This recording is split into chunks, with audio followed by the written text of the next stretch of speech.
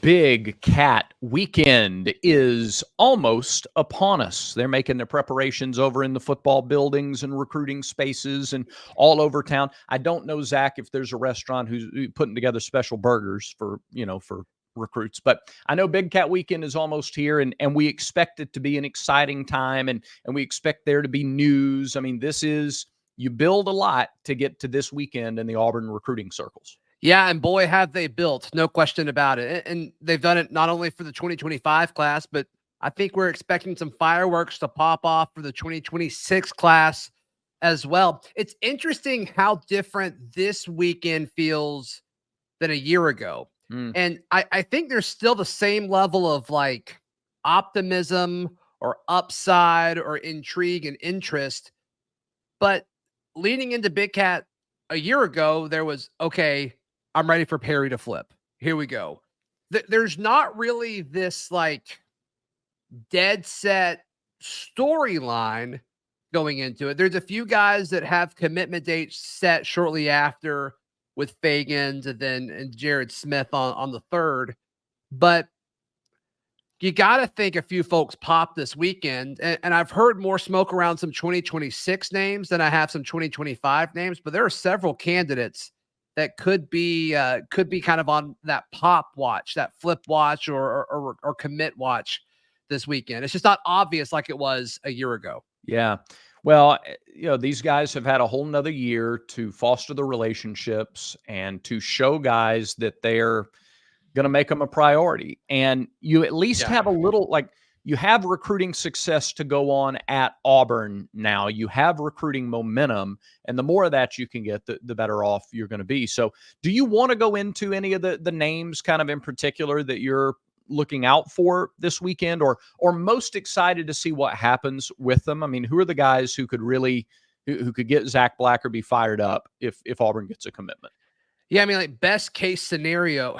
Well, one of them is Fagans because I mean he's committing on Monday, I believe, and he's a guy who I think if he hadn't have set this date so long ago, I think there'd be more buzz around him. But it's almost like, okay, he's been linked to Auburn for so long, like they've kind of written him off a little bit. But he's an exceptional player.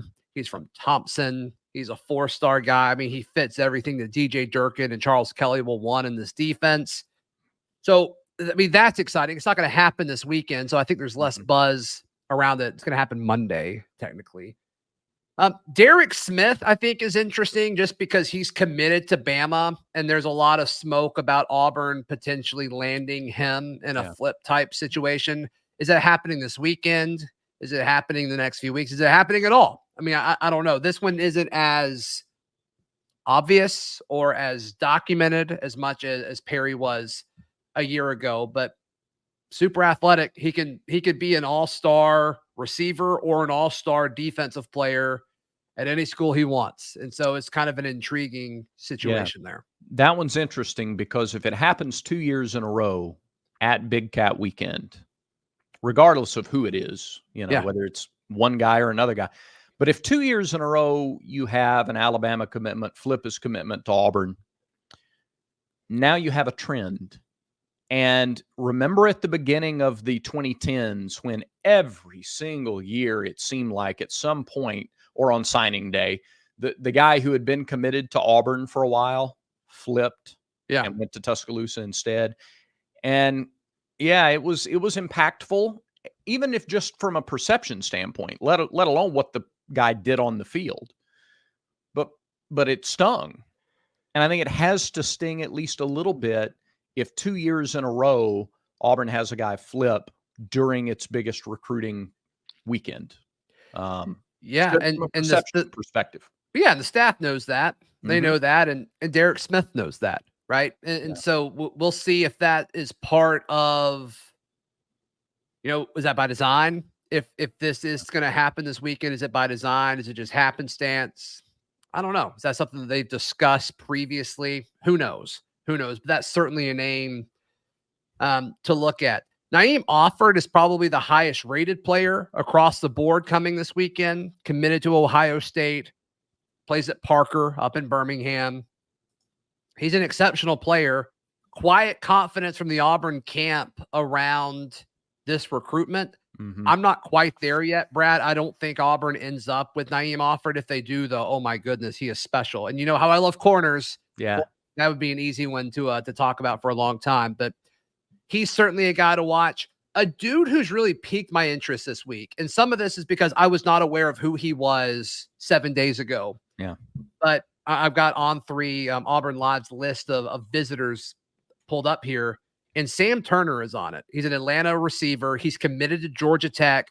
This is a guy I hadn't really heard his name or been told much about. And so I looked up some of his tape. I mean, this guy is 6'3", 190. It can move. He can absolutely move. And I don't understand why he's ranked where he is. He's in Atlanta. Normally those Atlanta players kind of get a little bit more of a bump just because there's so much scouting and so much attention in that area. Yeah. Different than a guy from like Savannah, for example. 100%. 100%. And Sam Turner can play. And so he's committed to Georgia Tech, but he's reportedly coming this weekend, according to Auburn Live's list here. He's a guy that I'm intrigued with, especially with the news of Caleb Cunningham announcing yesterday that he's not going to be here this week. The 5-star Alabama commit from Mississippi. It sounds like he's going to Ole Miss instead. So if that's the case, like, you need to find another receiver, and Sam Turner checks a lot of those boxes. Hugh Freeze has a type when it comes to outside wide receivers. Big, fast, physically imposing, and Sam Turner checks a lot of those. Yeah. You know, it's interesting to me, Zach, talking a couple of things that you just mentioned there. One is Cam Coleman flipped his commitment from Texas A&M to Auburn on December 6th of last year. Okay. So we were all the way through the season. And I think of anybody who's committed to Ohio State right now, who's like out of state committed to Ohio State. I think it's going to be interesting to see what happens at Ohio State this year. They've pushed all the chips in on this season. Sure. And if they go like 10-2, if they don't beat Michigan, there's my Michigan reference for the day on the show. It took you all week to get there, but congratulations. We got there. Yep. They'll run Ryan Day. They're ready to run him out of town already. Like, it's national title or bust, it seems like. But sure. Okay. Sure. And my wife's family they're Ohio State people. So I get it. And I think you're spot on. And you probably hate my wife's family because of that, because you love Michigan so much. But I think timing, though, like, comparing that to Cam Coleman, I know you didn't do that point blank, but you did bring it up. It's like, no, I did. I'm making a direct comparison. Yes. Okay. Yeah. Like, there are similarities as far as, okay, it's a priority 5-star target that Auburn isn't backing off of despite him being committed elsewhere. Like, that's the same. But there was this underlying belief that Auburn was always going to flip Cam Coleman. And maybe that's there with Offord, and I'm just missing it. And I hope I am. Gosh, I hope I'm missing it. That's why I'm making the comparison. Sure. So, sure. But also there was this belief that A&M was going to do the whole buyout thing and get rid of Jimbo. And while you're making the argument that Ohio State may get rid of Day, if they do have an underwhelming season, I'm using air quotes, and go 10-2 in December, they're still in the playoff. They're still in the playoff, and their season's going, and they're still a top 10 team, and they still have a chance to win a championship. And so I just think with the timing of when things happen in the first 2 or 3 weeks of December, I don't think this one is as likely because of the timing of it. Okay.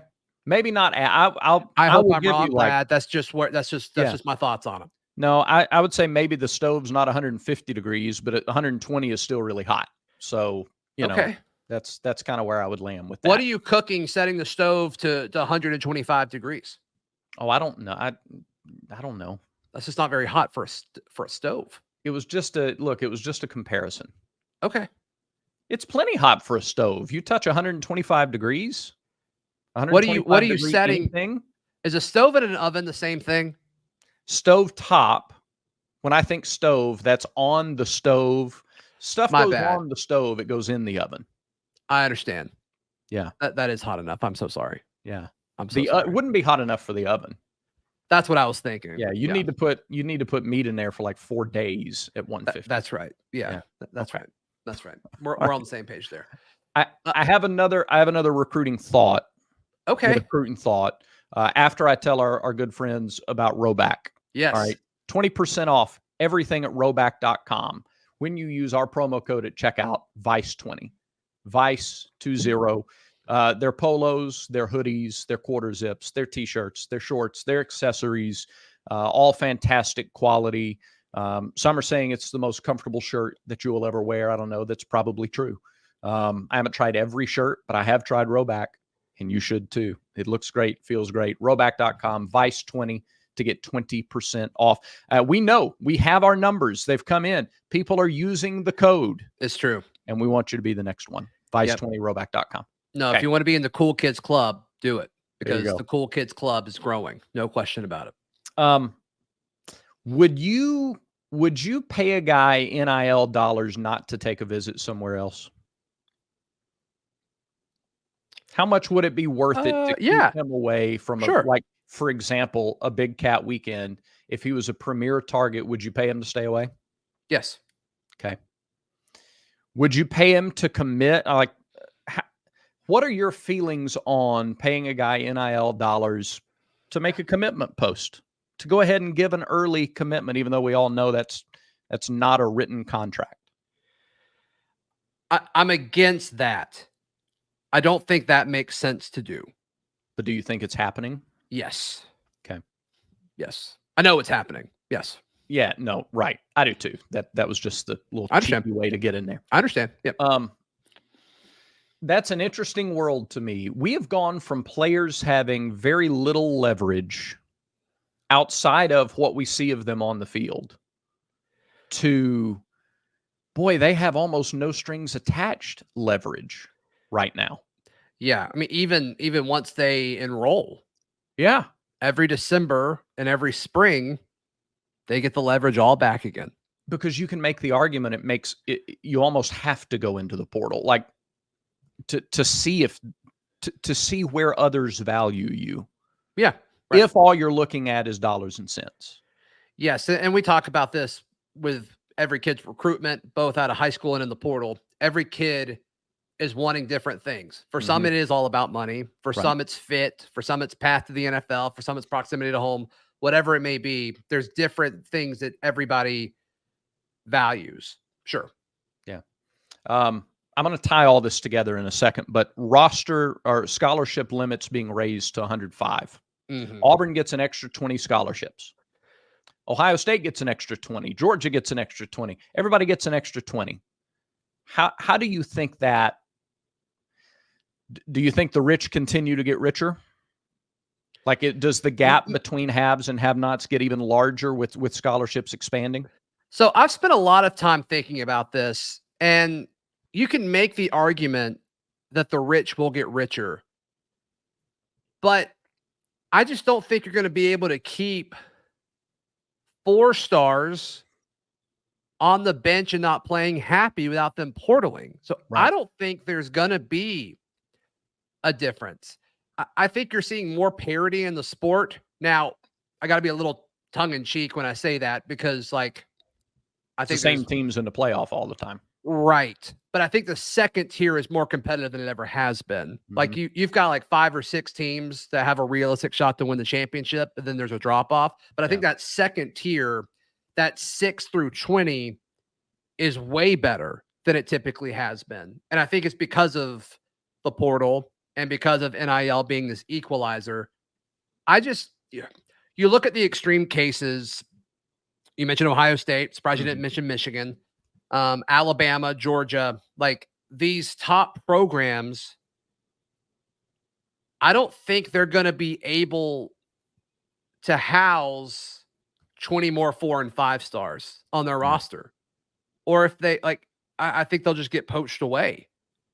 So it may look better in their recruiting classes, but I don't think they're going to stay there. Yeah. That's just my gut reaction to it. Yeah. Retention, probably not what it was 50 years ago, when that is what teams would do in the upper echelon. You'd go get a guy just so he didn't go, but then they're stuck. In the olden days, they were stuck. You couldn't do all this transfer stuff that you did anymore. It's just a different world. Sure. I'm so curious to see how the revenue sharing shakes out. Does the fourth team linebacker get the same amount as the first team linebacker? And what kind of incentives are there for that? And because if so, you know, I might hang around if I'm a 4-star and I'm not playing as much, but I'm getting just as much. And I think right now, I think they all should. I think everybody should get the same thing. And then your NIL subsidizes, you know, the value of your roster. That's how I think it's going to happen. But it's a tricky road. It's a tricky road for sure.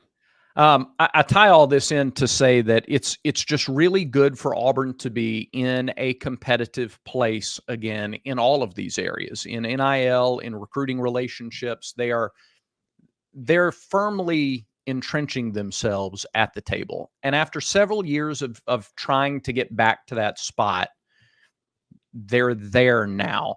It doesn't, you know, Nick Saban leaving Alabama, we've obviously seen, we've seen that they're not going to fall off completely from recruiting.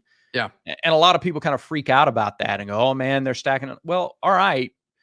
But even under Nick Saban, Alabama recruiting well didn't necessarily mean that Auburn didn't. Alabama recruiting well and Georgia recruiting well and Clemson recruiting well, that hurt. But now Auburn is swinging back and they're back in these conversations. So I don't think, I think we talked before, you're not going to get a class where Auburn gets 11 of the top 15 guys in the Southeast. But if you get as many or close to as many as Georgia and Alabama, and maybe Texas is in there as well, certainly LSU, you're at the table.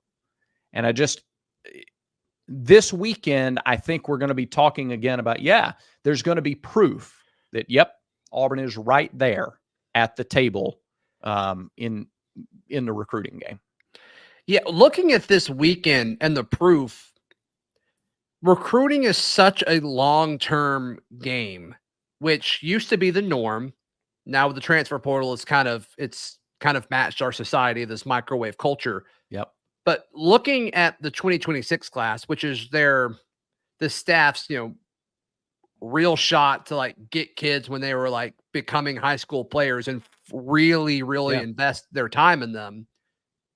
That's what we're looking at. And the 2026 class, if you look at On3's rankings, I think the top 8 players in the state will be here this weekend. Yeah. That's insane. And they've got a real shot. Auburn's probably favored to get all 8 of those at this point. A lot of things can happen, and they're going to they're going to restructure the rankings, several times before it's all said and done. But that's the way it sits right now. And Auburn's probably going to get 6 or 7 of those 8 the way it currently sits, which would be great.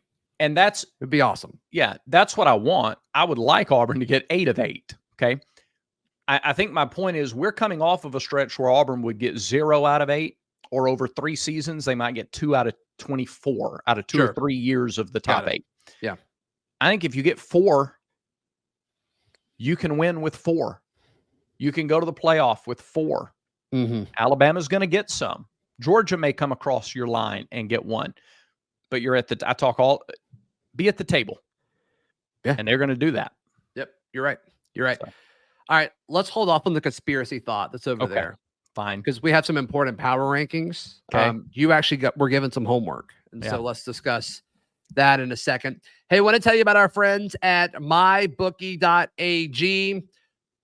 There are a lot of lines out there, and MyBookie has you covered. They've also got a virtual casino where you can play right from your home, the comfort of your couch, whether it's on your phone or your tablet or your computer. It doesn't matter what it is.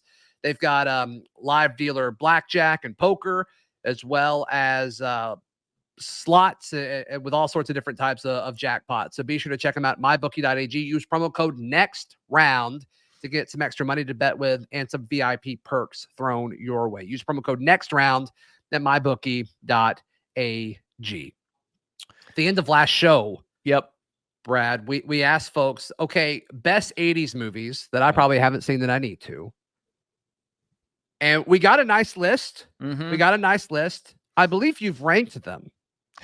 You've given some grades to some of the recommendations that were given to us. Yeah. What did you find? All right, here are the ones that were tossed out to us from the 80s. These are recommendations for 80s movies that Zach needs to see because, as you can see on the screen, Zach has not seen 80s movie. Have you seen one? Is there any 80s movie that you've seen?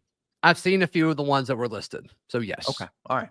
Yes. Some of the ones listed: E.T., Field of Dreams, Princess Bride, Back to the Future, Hoosiers, Indiana Jones, Raiders of the Lost Ark, Back to the Future, Star Wars, Return of the Jedi, Major League, Ordinary People.